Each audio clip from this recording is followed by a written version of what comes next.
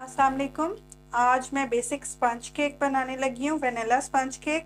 उसके लिए हमें चाहिए 4 अंडे, आधा कप मैदा, आधा कप चीनी, पिसी हुई चीनी, बारीक है तो बारीक भी हो चल सकती है, और फ्यू ड्रॉप्स वनीला एसेंस के।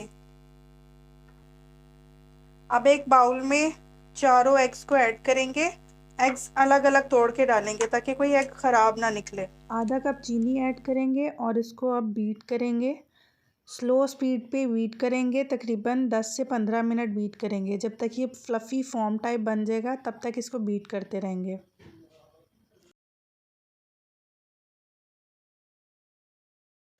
स्टार्ट में इसकी स्पीड स्लो रखेंगे, फिर आहिस्ता आहिस्ता इसकी स्पीड बढ़ाते जाएंगे।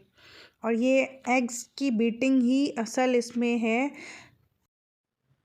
बीट करते करते एग्स वॉल्यूम में डबल होते जाएंगे और ये फॉर्म टाइप बनता जाएगा मिक्सचर। आपको रेसिपीज़ अच्छी लगें तो लाइक कर दीजिए और चैनल सब्सक्राइब कर दीजिए। ये देखिए किस तरह की कंडीशन हो गई है उसकी। बीट करते करते तकरीबन मुझे 12 से 15 मिनट हो गए इसको बीट करते करते। ये इस कंडीशन में आता जा रहा है। जितना अच्छा बीट करते जाएंगे उतना ही सॉफ्ट और फूला हुआ आपका स्पंज बनेगा। ये देखिए इस तरह से होना चाहिए बीट मिक्सचर को। अब इसमें half tea spoon vanilla essence add करेंगे और 1 से 2 मिनट मज़ीद इसको बीट करेंगे ताकि वनीला एसेंस मिक्स हो जाए अच्छे से।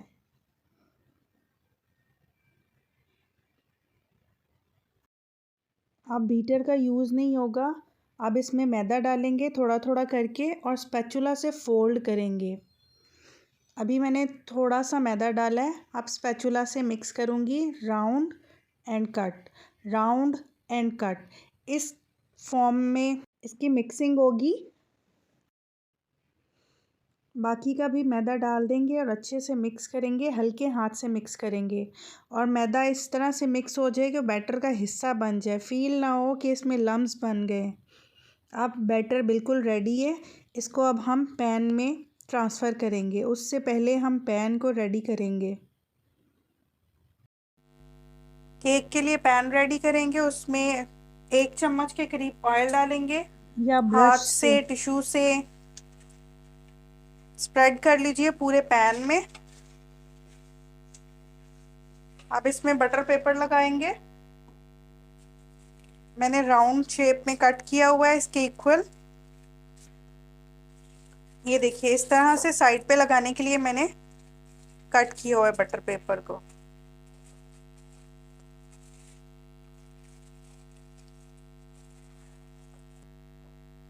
ये देखिए सारी तरफ मैंने बटर पेपर लगा दिया। पैन रेडी हो गया। बैटर को पैन में डालेंगे।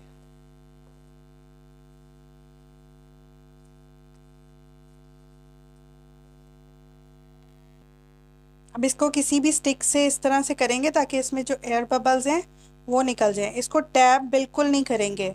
अगर टैप करेंगे तो हमारा केक बैठ जाएगा। बस अब इसको 180 डिग्री पर 20 से 25 मिनट बेक करेंगे।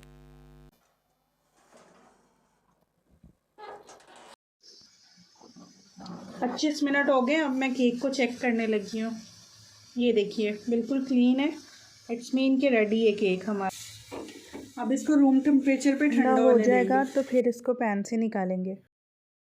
200 ml विप की क्रीम ली है जो 5 से 6 घंटे ठंडी की है फ्रिज में। इसको 7 से 8 मिनट बीट करेंगे।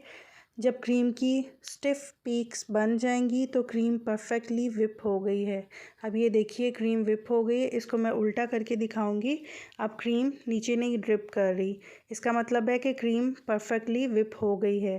अब हम इसको पाइपिंग बैग में नोज़ल को डालेंगे और पाइपिंग बैग में क्रीम को ऐड करके इसको प्रिपेयर करेंगे।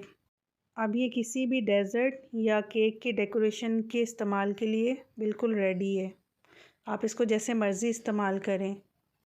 Thanks for watching. Please like and subscribe my channel. ये पानी और शुगर को मिक्स करके शुगर सिरप बना रही हूँ। 2 चम्मच मैंने चीनी ली है और 4 से 5 चम्मच मैंने पानी लिया है। अब ये शुगर सिरप से थोड़ा सॉफ्ट करेंगे केक को, ताकि केक और सॉफ्ट हो जाए। जब केक को सॉफ्ट कर लेंगे, अब उस पर क्रीम अप्लाई करेंगे और पूरे केक को क्रीम से कवर कर देंगे। रफली इसको करेंगे, इतना नीट करने की ज़रूरत नहीं है, क्योंकि ऊपर इस पर हमने गनाश बना के वो डालनी है। जब क्रीम स्प्रेड कर लेंगे तो अब हम गनाश बनाएंगे। 100 ग्राम्स के करीब तकरीबन मैं डार्क चॉकलेट लूँगी, कुकिंग चॉकलेट जो मिलती है। उसको छोटे छोटे पीसीज में कट करेंगे और एक बाउल में ट्रांसफ़र करेंगे। चॉकलेट को छोटे पीसेस इसलिए कर रही हूँ, फिर ये मेल्ट इजीली हो जाती है। अब इसको बाउल में डालेंगे।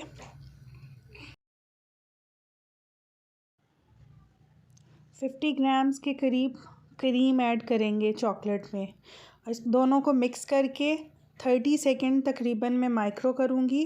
30 सेकंड्स के बाद इसमें चम्मच मिक्स करेंगे। अभी थोड़ी थोड़ी चॉकलेट रहती है, इसको मैं दोबारा से 10 to 15 सेकंड्स दोबारा माइक्रो करूँगी और 1 चम्मच मक्खन ऐड करके इसको दोबारा से मेल्ट करेंगे। ये देखिए हमारी गनाश बिल्कुल रेडी हो गई है। इस तरह से इसकी थिकनेस होनी चाहिए। हमारी गनाश बिल्कुल रेडी है। अब केक पे डालेंगे इसको।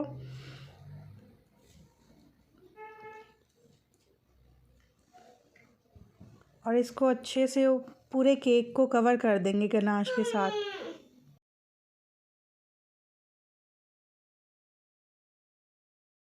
जो क्रीम विप की है उससे अब डेकोरेट करेंगे, फ्लावर्स बनाएंगे ऊपर। आप उसको जिस तरह से डेकोरेट करना चाहें आप पे डिपेंड करता है। मैंने इस तरह से इसको फ्लावर्स बनाए हैं। आप इसको एक दफ़ा ज़रूर ट्राई कीजिएगा। ये बहुत यमी और टेस्टी बनता है केक। आप मार्केट से लेना बिल्कुल छोड़ देंगे। अब मैंने चॉकलेट कट करके थोड़ी सी पीलर से तो केक के सेंटर में डाली है। बहुत अच्छा लगता है, बहुत यमी केक बनता है ये।